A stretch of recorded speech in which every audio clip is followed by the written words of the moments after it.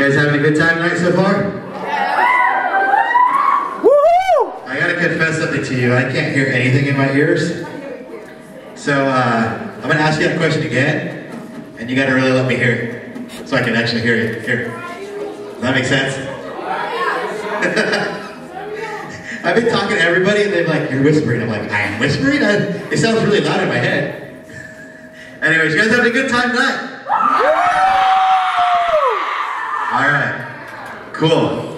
Well, it's been awesome. Baptisms, limbo, crazy, getting low. Yeah, I can't do that. And awesome worship and singing and dancing and stuff. One of my favorite things at Wildside is just to see how awesome our leaders are and how God uses them in mighty, great ways. And Wildside's never been about me or any certain leaders. It's been about all of us as leaders together, serving God by serving you guys. And I haven't been up here the last few weeks teaching, which has been totally awesome because we have other leaders that are really good at it.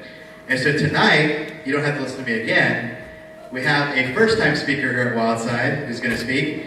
And then later on this year, you're going to have more leaders that are going to speak. It's going to be awesome. But anyways, give your attention tonight to Daniel. Daniel, for those of you who actually didn't understand that. Talk about airsoft. Well, heads up, I'm second command of the airsoft fields, the thing you heard on the announcements. So, every single weekend, I do actually messages. Every single Saturday, Sundays, pardon me. So, we do it every single Sunday. I do it almost all the time. So, this is going to be my first time that I do it with an actual outline because I'm an improv. I do things off the fly. So, today's been a lot of things off how we have actually been proclaiming things, like we use our mouths. So, we did our baptisms, which, by the way, is the actual public announcement of our faith for God, taking the next step, publicly making it known. So, if that's not a sign of how powerful your mouth is, well, one of our daily battles by far is, in my personal opinion, management of the tongues. Now, you may not think that the tongue is a powerful thing because we say whatever we want to, right? Well, I can tell you right now, this is a big topic. Because the tongue is not just something to speak with. It's actually something that allows you to describe what's in your heart. We may use like sign language or something like that, but that's still a word. But our mouth is actually what we use to proclaim what's coming out of our hearts. So, let's see what's up on the slide. Management of the mouths, right on. So, what is some of the problems that we have with our mouths today? Any ideas? Yes? Cussing. That's a very good one and a very big one. Yes? Sarcasticness. Sarcasm. I can say that there's a lot of misuse of sarcasm. Insults everywhere. Yeah? Screaming. Screaming. Well, that's God-given gift. That's abuse right there. Anyways, yes? Lying. Good one. And last one? Gossip. Ooh, lots of good topics here today, you guys. Well, you, Angelina, have brought up the very first topic that I want to talk about. Now, there's several different types of ways of us using our tongues. Now, I've got this broken down to 4 different sections. The first one, on the first slide, is going to be peace and conflict. Now, a lot of times, our tongues aren't used in the realm of actually helping others all the time or causing peace, but a lot of times we use it to cause conflict. So, a lot of the problems that we face is gossip, which, as you guys know, most of you are in public school. I was homeschooled, I got away from that. But in public school, gossip is one of the biggest things you guys have to deal with. Now, antagonize or antagonizing others. I know that happens a lot. It's a lot of big stuff that happens in public schools. And also, I know some of you guys have probably sit next to somebody who has this one too. Arrogance. That's not causing peace. So, which way would you guys consider all of these 3 things? Peace or conflict? Very true. So, part of our use of our tongues, you guys, is to not cause conflict. The whole point of us actually being Christians, which, by the way, I hope you guys all are. If you're not, that's understandable. It's all in time. But as Christians, we're supposed to be examples of peace and love. Gossip, antagonizing, and arrogance don't show those things. They don't show the qualities of peace. And if you guys don't show peace, what examples are you guys? Yeah? So, in your outlines, on the very first one, there's 4 outlines. The first one says, are my words making peace or destruction? Which, by the way, conflict almost always will lead to destruction. So, go ahead and fill that in really quick. And also, also in Romans 14, 17, and 19. For the kingdom of God is not a matter of eating or drinking, but of righteousness and peace and joy in the Holy Spirit. Whoever thus serves Christ and is acceptable, acceptable to God and approved by man, is then let us pursue what makes for peace and mutual uplifting. Now, mutual is understandably the difference, no differences. It is something we want and we give it in return. That's mutual, all right?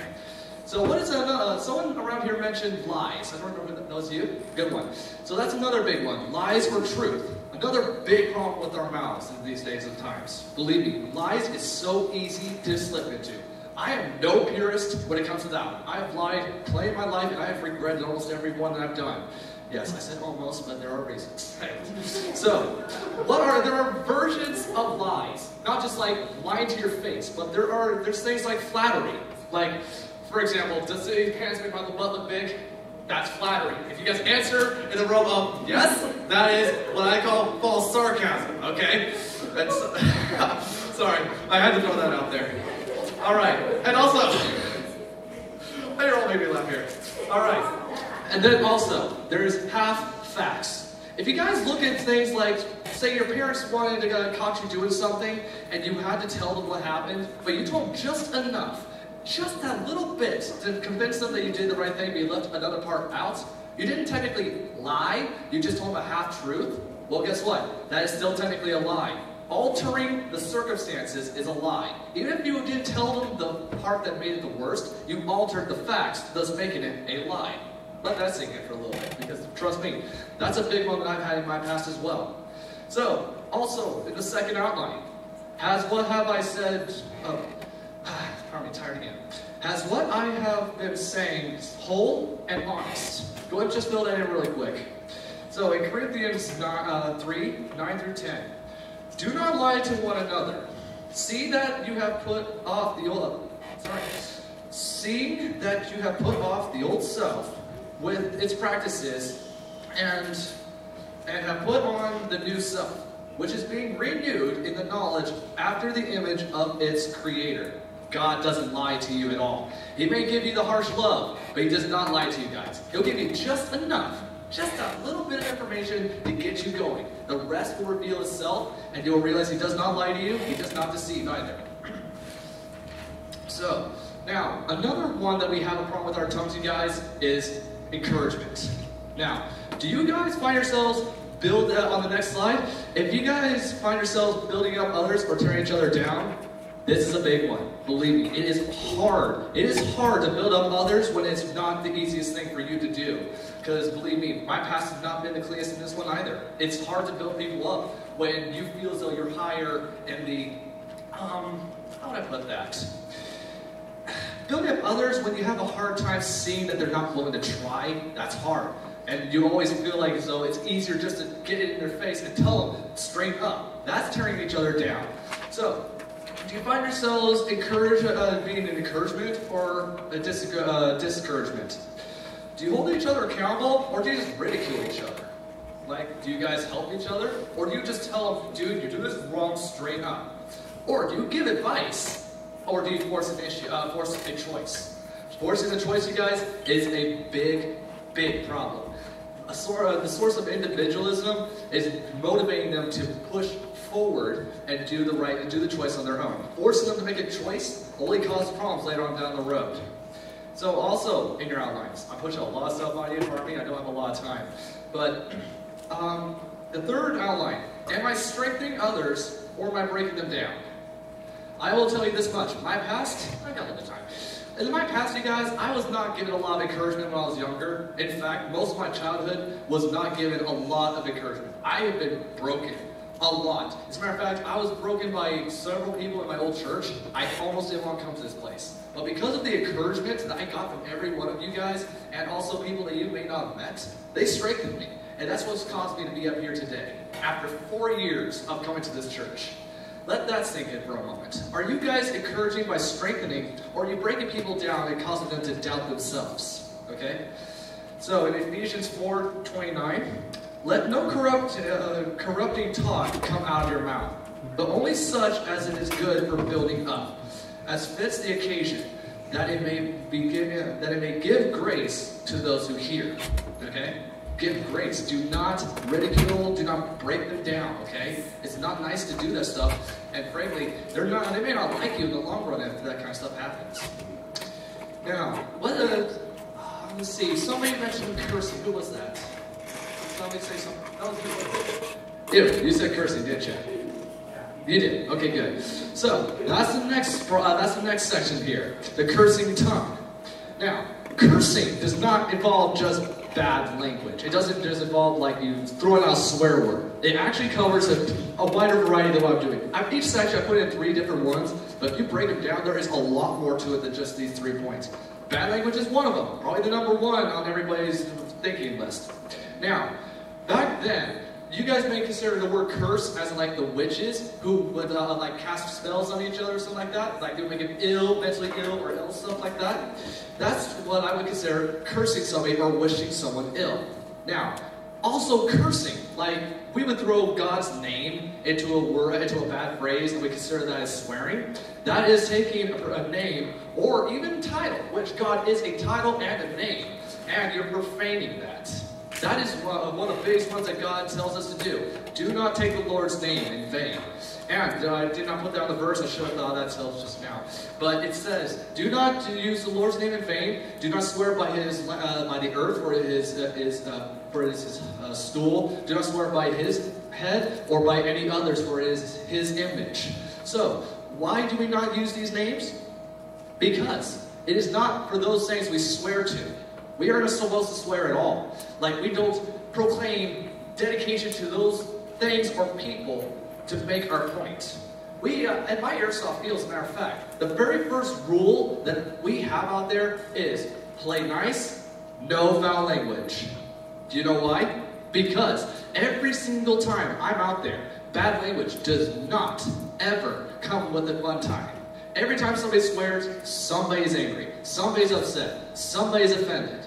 Swearing never, ever got us anywhere. And I've done everything I can to set the example. Like, I go out there to the airsoft field, I keep my language clean. I live in a family that has big, very open mouths. And I'm not kidding about that. At my field, I never use language as much as I possibly can. But, of course, I have slipped up. But cursing is a big one, because that is what we consider to be the worst of the mouth problems. Yeah? I sometimes tell you language. Yes, you do. Believe me, I've had to have people hold me accountable, because you know what? I'm human and I'm vulnerable to that stuff. Accountability is a big one we need to accept on that one. So, let's see. Is there outlined, you guys? It's the 4th one and the last. It says, my words are the instrument of what is in my heart. Think about that one. Whatever you guys say, whether you're using sarcasm, whether you're serious, whether you're lying, it is the instrument. It is what is the song of your heart. So consider that one while I read this out. 1 Peter 2 and 1. So put away all malice and all deceit and hypocrisy and envy and all slander. So when you guys consider swearing, there is a lot of things you can think about, but it is slander and it is deceit. Okay. All right. Now, do you guys know the fruits of the Spirit by chance? Like, can you guys name them off for me? As a matter of fact, I have a job for you guys. Are you able to say in line the fruits of the Spirit by chance? Okay. Go for it.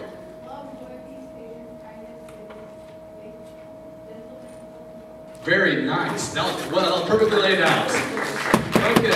So, that is indeed how it is lined out.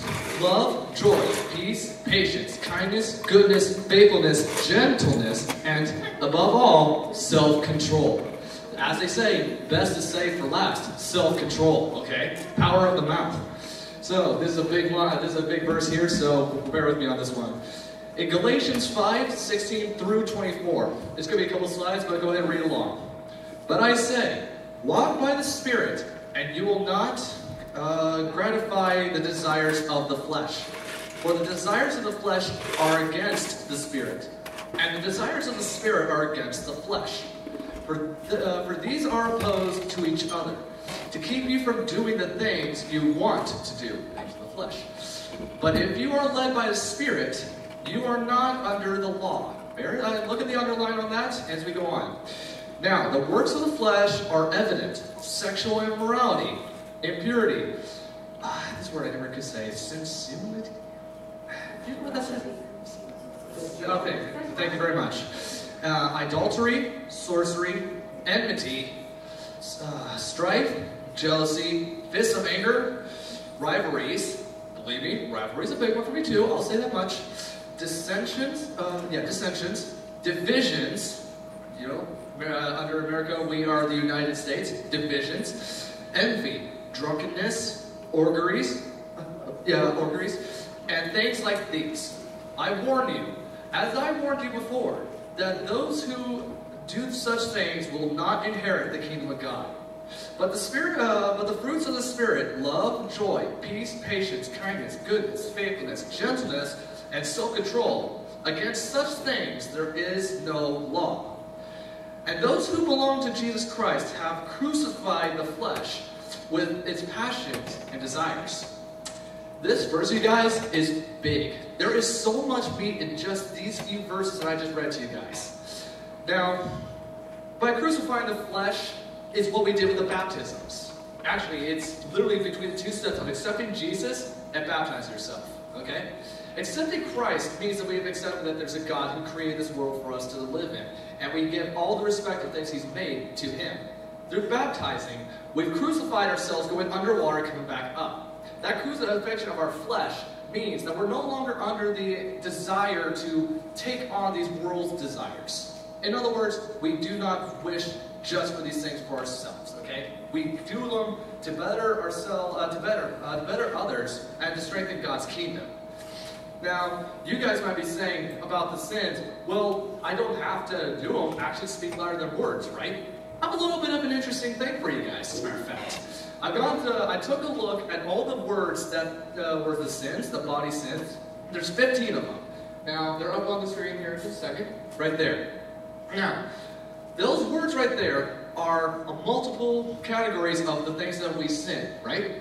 There's sexual immorality, impurity, physical pleasure, adultery, which means, like, I consider worshiping idols or idolizing others or other things.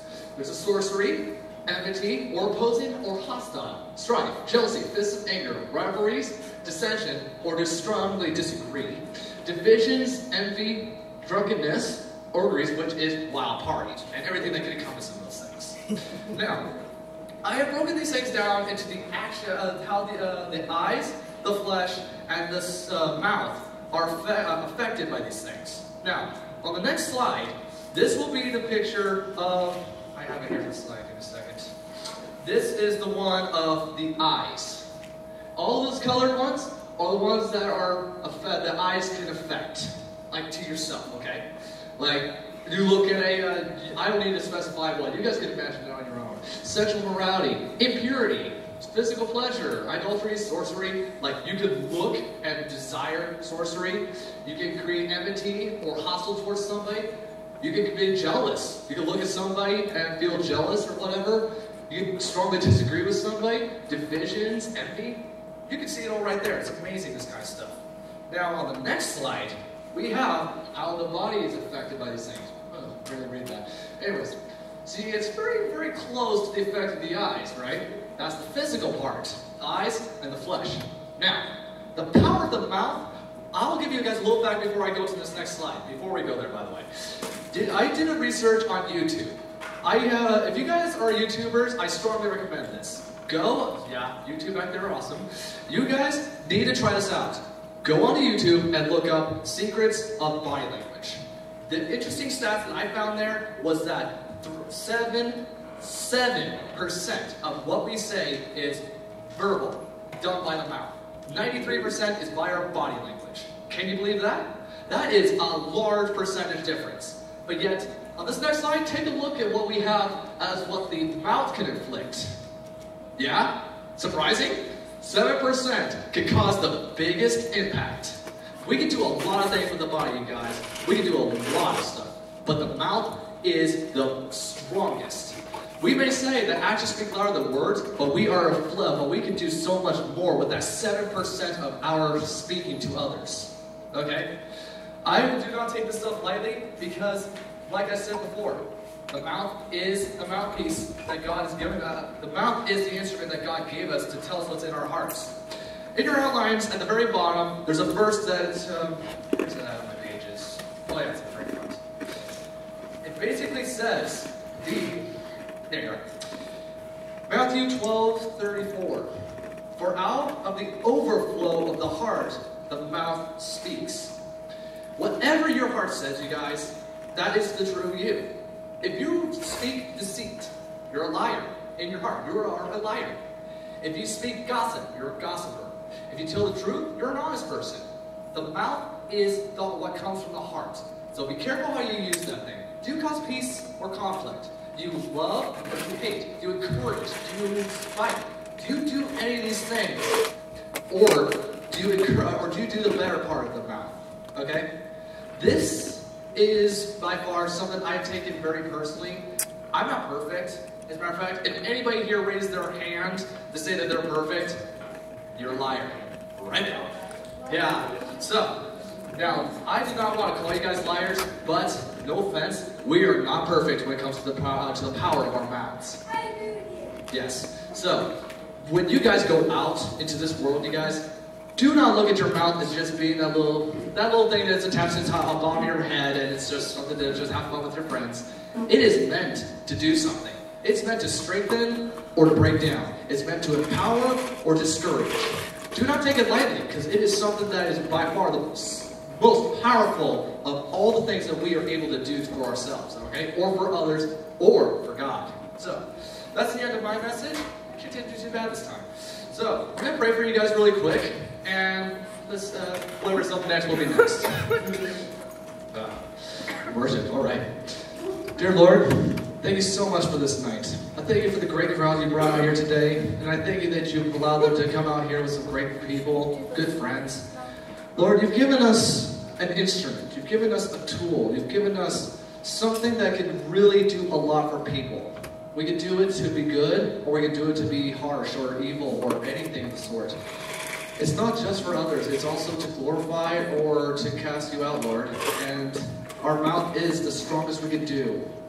Our bodies can do so much to discourage or to encourage. Even the eyes can cause something in our hearts. But it's our mouths. It's our mouths that cause the biggest effect to everyone around us.